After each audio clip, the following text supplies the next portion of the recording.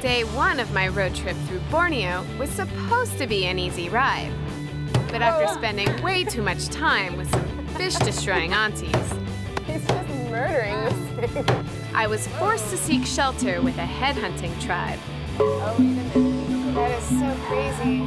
where I got to do some traditional boy stuff No shot.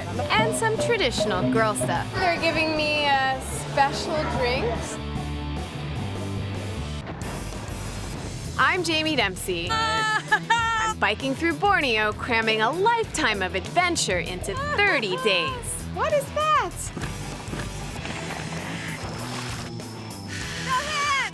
I'm ready. This is Ride and Seek Borneo. What a ride.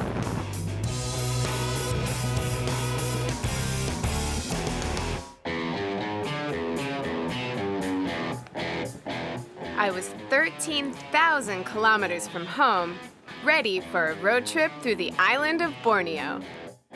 Borneo is home to a wild and only semi-explored interior. This was gonna be a ride on the wild side. But first, I had a stopover in Kuala Lumpur, capital of Malaysia.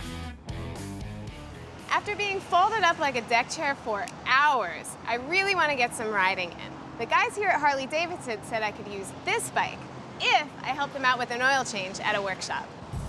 I wasn't sure where the workshop was, but they kindly sent a guy. And not just any guy, but one of the fastest kids in town. Hi, I'm Jamie. Hi, I'm Syafiq. So you're a professional racer at 18 years old. Ya, saya seorang pelumba dari Share Advance Asia Terlengkap. Ia adalah satu perlumbaan yang baru untuk bakat muda di Asia.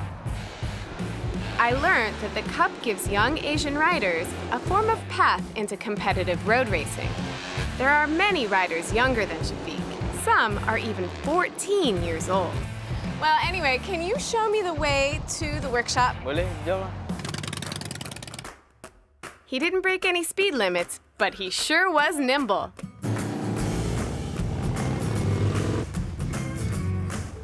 Well, the ride here wasn't that bad.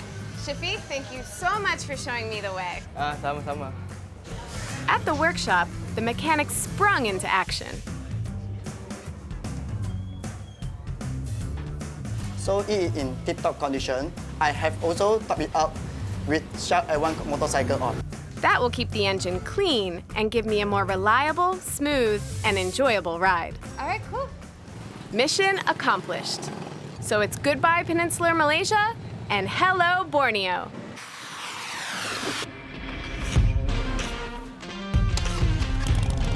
So I've been traveling about 30 hours straight, but really my journey is just beginning. My flight back to LA leaves in a month, and the airport is 1,000 kilometers that way. At least I think. Well, here goes nothing. My first job was to clear Kuching, the capital of Sarawak. My plan for the day was to follow the Trans-Borneo Highway and get to Sibu, a town about 400 kilometers away where I could get a room for the night.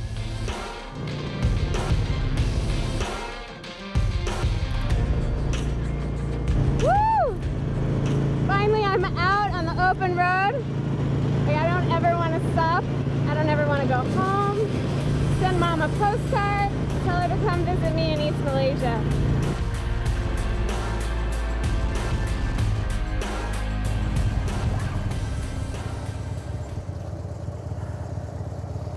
Well, I've been on the road a while now, and there's a lot more traffic than I thought there'd be. So I think I'm going to take a break and get out of this heat if I can just find a place. Whew. I think this is a small town called Syrian, but I'm not used to small towns like this. Small towns back in the US, they're sleepy. This one's quite lively. There are a lot of people around, and I'm wondering what's going on because it's in the middle of the afternoon on a weekday. What seemed to be going on was that everyone was heading to the local market. Everything was fresh out of the jungle. Hello.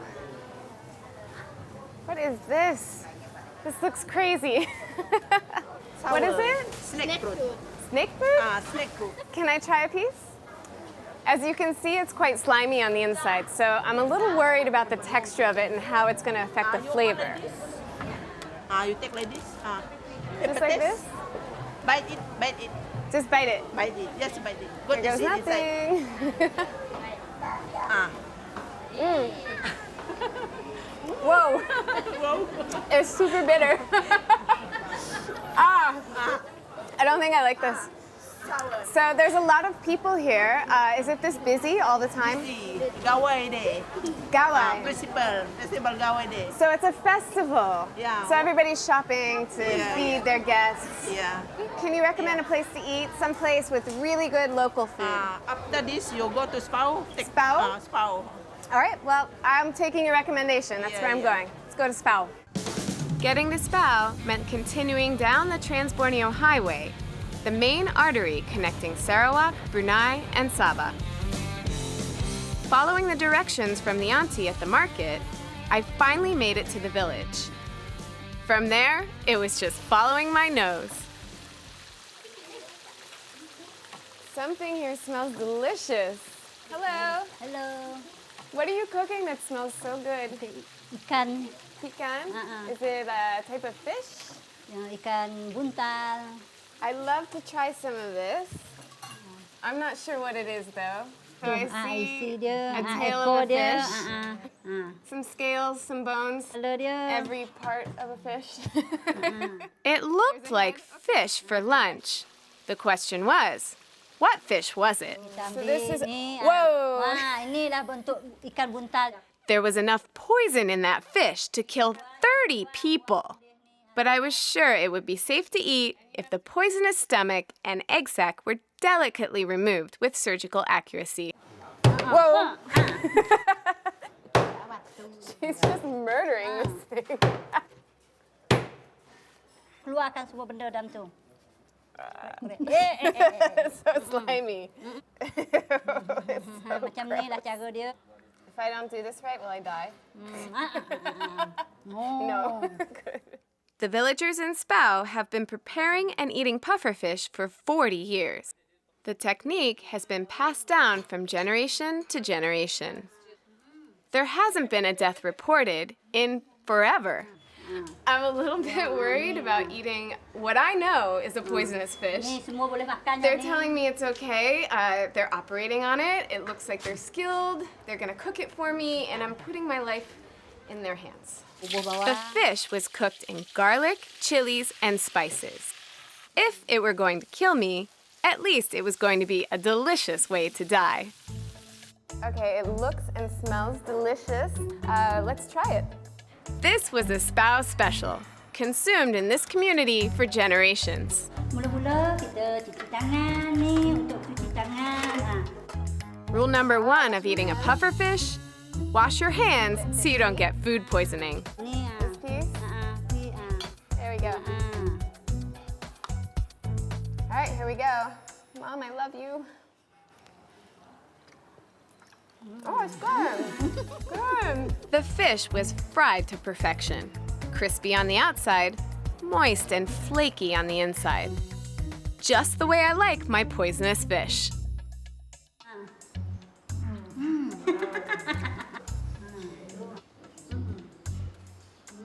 More.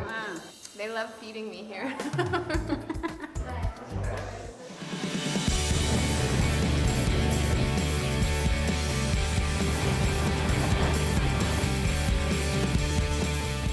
So I've come a long way since I started out this morning, and I'm running a bit behind schedule. It's getting dark out.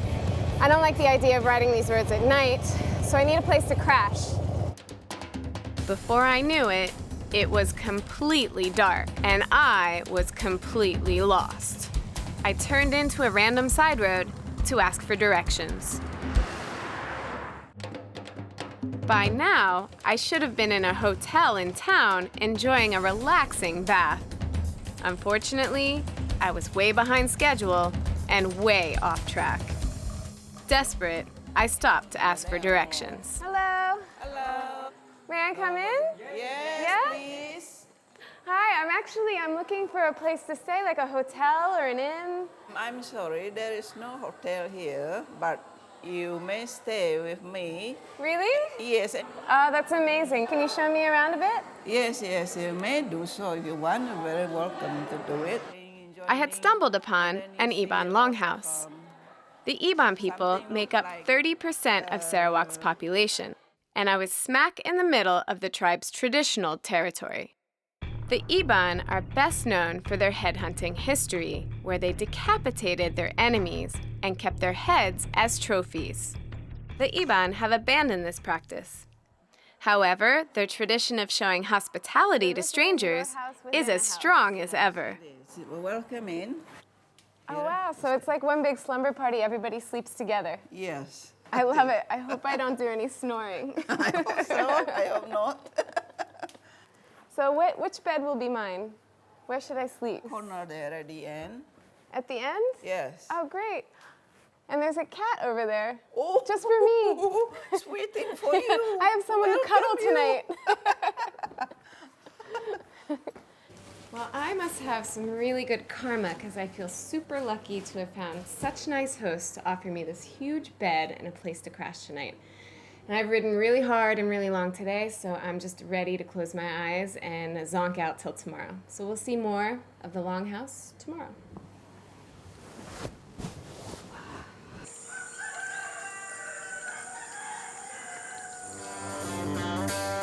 Bright and early the next morning, the Longhouse was buzzing. I had arrived on the eve of the biggest event of the year, Gawai, the Iban Harvest Festival. The Longhouse is home to 24 related families, each with its own living space. But during festivals like Gawai, everyone spills into the common living room, even the family swordsman. Whoa! Yeah. That's a big knife. That's a special knife. It's used during head hunting time. These are the knives. Yes, they these used are the to knives. Cut the heads. Yeah. The Iban were once known as the fiercest tribe in Sarawak.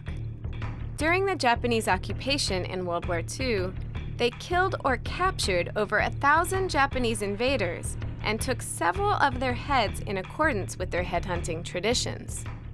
May I have a closer look? Yeah. Okay.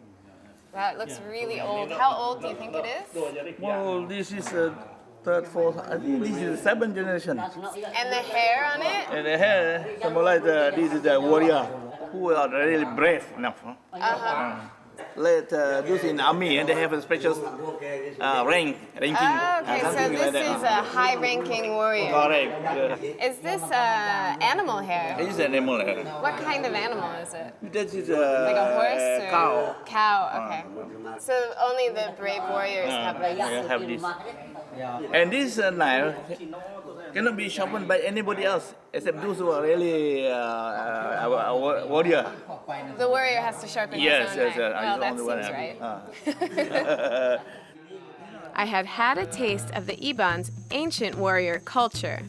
But the Ibans were also known for their hunting skills. Around lunchtime, some members of the tribe decided to take me into the jungle for a tutorial.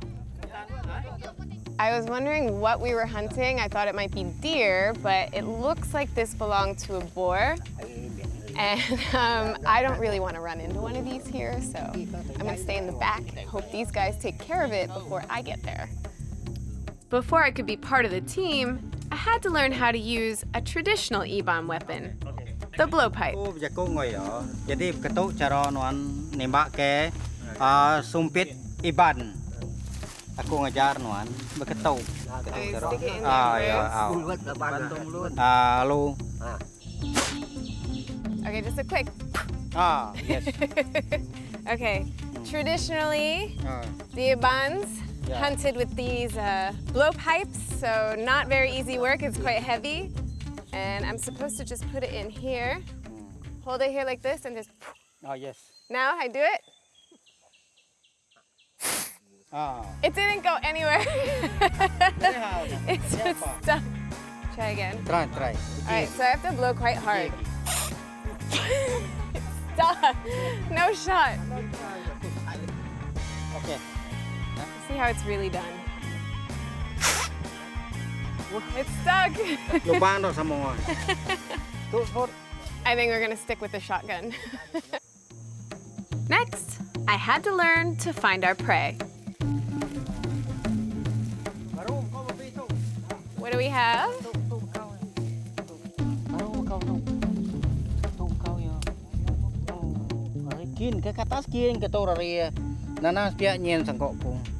So what we're doing is tracking the boar, and what he's showing me here are the hoof prints.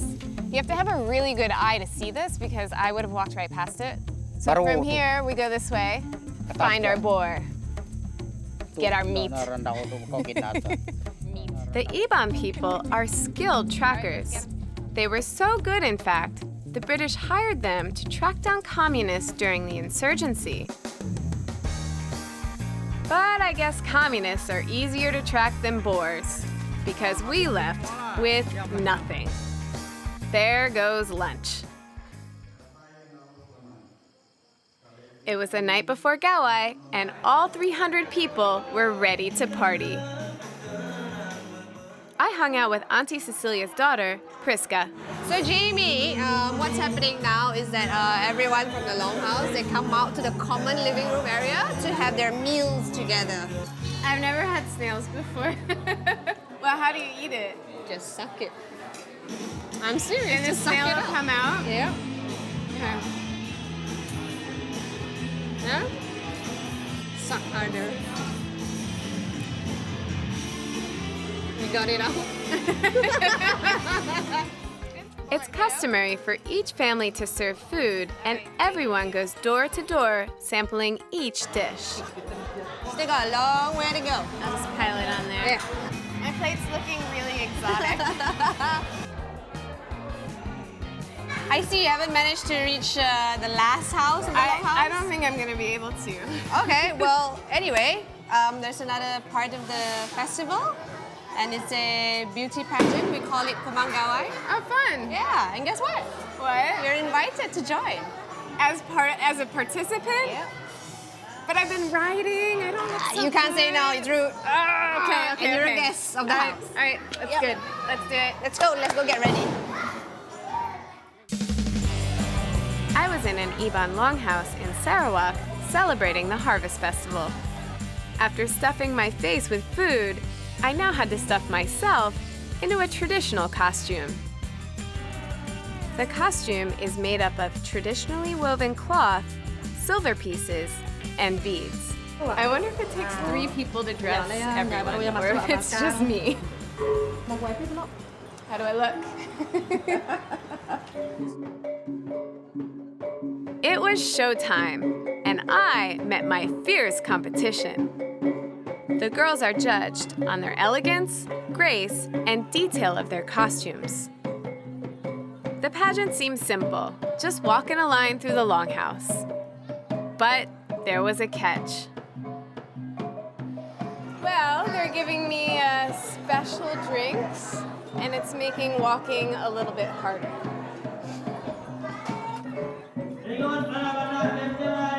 It was time for the judges to deliberate, and boy was I nervous. Finally, the results were out.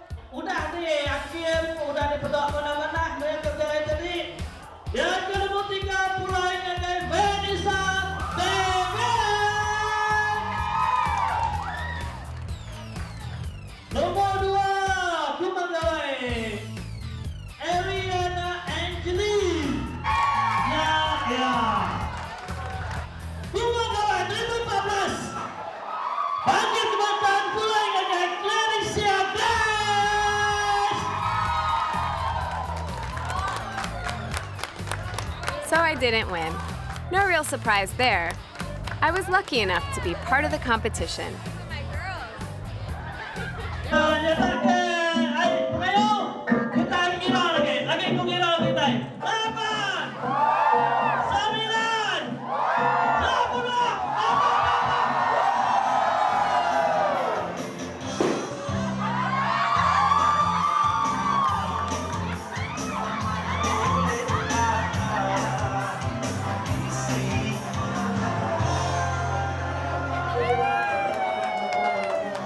The party went on for ages.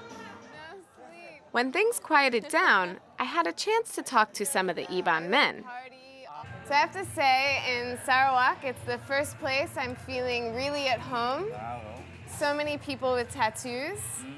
And I know for me, each one has different meanings. Like this phoenix, it's about rebirth. And this side, it's the struggle of love. Jadi kok medok asli Iban mesti ya bisi bungai pantang, bungai terawang. The Bungai Terung is the first tattoo an Iban man receives. It marks the journey of a boy into manhood. Other traditional tattoos invoke nature spirits to protect their wearer. So these are special for Iban, but I see some other style on here. Like I see here you have, what is this name? Ini cinta dulu punya. Cinta satu. Itu Malaysia dulu tahun 75 punya cinta. Teruskan. Itu perempuan Melayu. Dayang itu nama tu. Dayang sah. Sabar bro. I've been so lucky to come across such hospitable people. This longhouse has been amazing. I've tried so many different kinds of foods. I don't want to leave, but it's time to move on and find out what else East Malaysia has to offer. The next morning, before I could even pack my stuff, I was awoken by gongs. Everyone seemed to be heading for a small hut outside the longhouse, so that's where I went too. Wow. That is so crazy. And who did the skulls belong to? The Iban enemies. Although they're enemies, they're still another human being. They have taken their life, they're sorry about it, so this is how they take care of them now. The food that they prepared yesterday, they came in here to feed them. So it's in that little plastic bag there.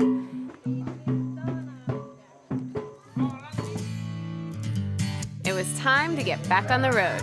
We welcome you very much. Come again, please. I would love to and stay longer. Hugs. Friends, please keep in touch. Yes. Okay. Thank you. Have a safe journey. I will try. Wish me luck. Bye, everyone.